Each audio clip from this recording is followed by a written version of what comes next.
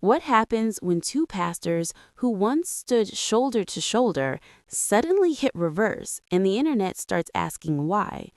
Pastor Daniel and his wife were publicly aligned with Jamal Bryant in New Birth until they weren't. No quiet exit, no soft explanation, just a sudden shift that left supporters confused, critics fired up, and church circles buzzing with questions nobody wants to answer. And once you see the timeline, the statements, and what changed behind the scenes, everything looks very different. So let's slow this down and really unpack what's going on here. Because this situation is a lot deeper than a simple disagreement or a change of heart.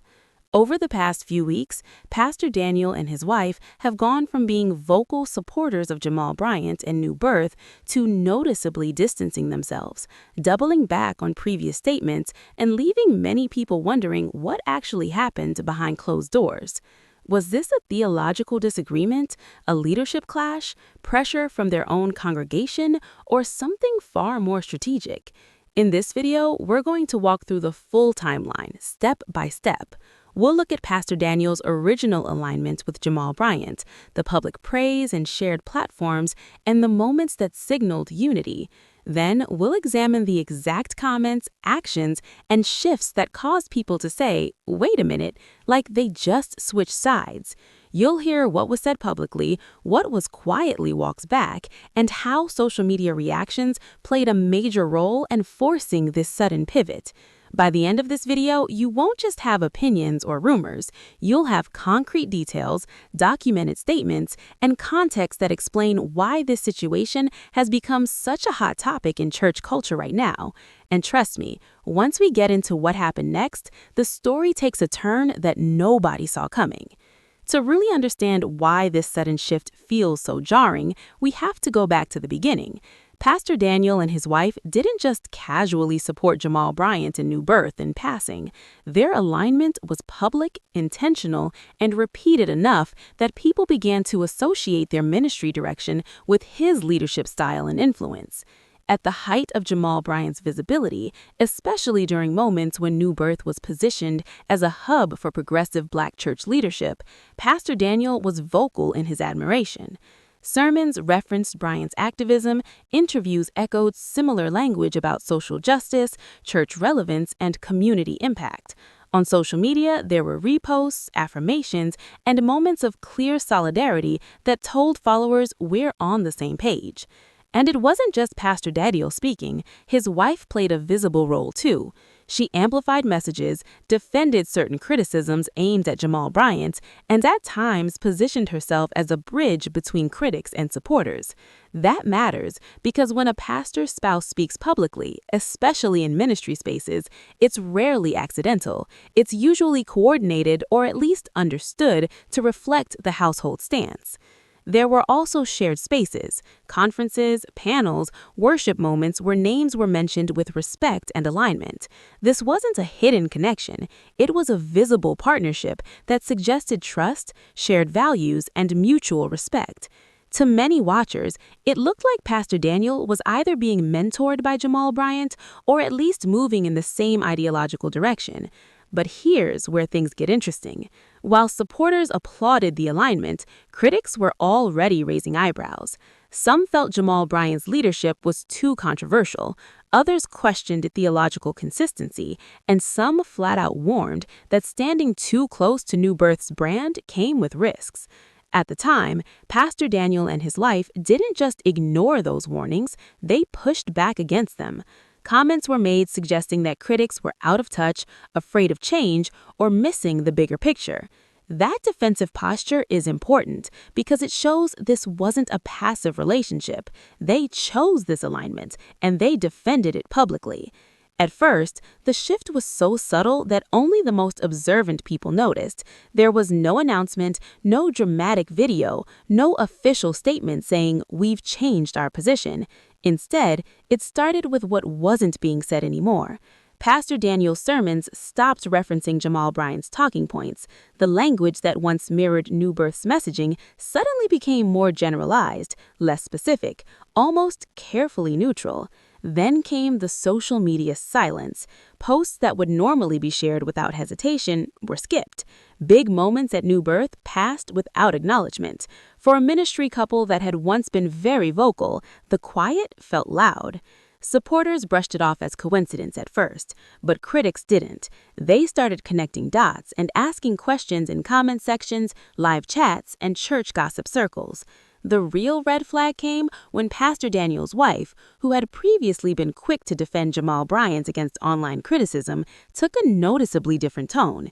Instead of pushing back, she began posting vague messages about discernment, timing, and knowing when to step back for the sake of peace. No names were mentioned, but the timing was impossible to ignore.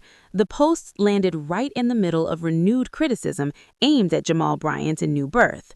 Then there was the interview moment. In a setting where many expected Pastor Daniel to reaffirm his alignment, he didn't. Instead, he spoke broadly about leadership accountability, personal conviction, and the danger of following personalities instead of principles. Again, no names, but the subtext was clear enough that clips started circulating almost immediately. People began asking, is he talking about Jamal Bryant? Is this a soft exit? Why does this feel like a pivot without explanation? What made the situation even more tense was the lack of correction. Pastor Daniel didn't jump online to clarify. His wife didn't step in to smooth things over. The silence allowed speculation to grow, and in church culture, speculation spreads fast. Soon, former supporters felt confused, while critics felt validated. Some accused the couple of being opportunistic, aligning when it was beneficial, and distancing when it became inconvenient.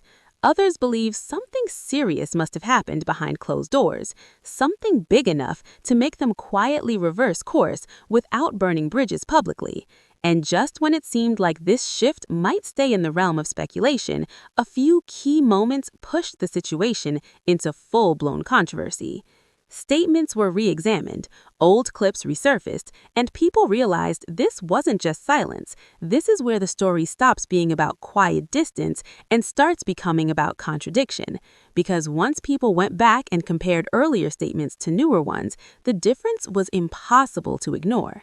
Pastor Daniel and his wife weren't just being silent, they were actively reframing positions they had once defended with confidence. Listeners began pulling clips from older sermons where Pastor Daniel spoke explicitly about standing with certain leaders, even when it's uncomfortable. Those words hit differently now. In newer messages, that same language was replaced with warnings about blind loyalty, misplaced trust, and the danger of confusing influence with integrity.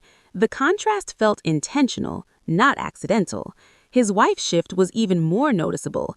Previously, she had addressed critics head-on, sometimes calling out what she described as unfair attacks against Jamal Bryant in new birth. But now, her tone was cautious and reflective. She spoke about personal growth, changing perspectives, and how God sometimes reveals things in seasons rather than all at once. To many viewers, it sounded like preparation, almost like she was laying groundwork for a reversal without admitting one directly. Then came the live stream moment that really escalated everything.